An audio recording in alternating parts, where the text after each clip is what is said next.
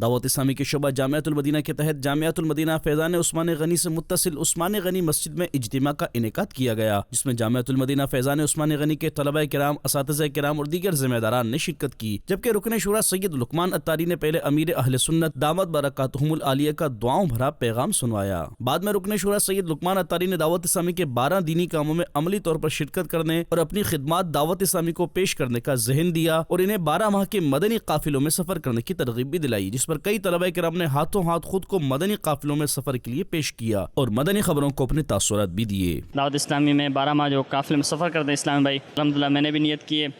پکی جانے کی انشاءاللہ ضرور، اور میرے ساتھ الحمدللہ تقریباً ہمارا پورا درجہ رابعہ وہ جلدی ہماری 12 ماہ کی طرف روانگی ہوگی۔ ہم اپنا علم 3 سال میں جو ہم نے سیکھا، اگر اس کو تقسیم نہیں کریں گے تو وہ بڑھے گا کیسے؟ اور اگر پورا 1 سال ہم تسلسل کے ساتھ 12 ماہ کریں گے، پورے 1 سال میں جو ہمیں تجربہ حاصل ہوگا، لوگوں کی نفسیات کا پتہ چلے گا، وہ انشاءاللہ ہمیں آگے درس نامی میں بھی فائدہ دے گا۔ 12 ماہ کا ذہن تو پہلے ہی تھا انشاءاللہ، لیکن کسی مصروفیت کی وجہ سے نہیں ہو پایا میرا، تو انشاءاللہ کی پیر صاحب کی دعا حاصل کرنے کے لیے 12 ماہ کروں گا انشاءاللہ۔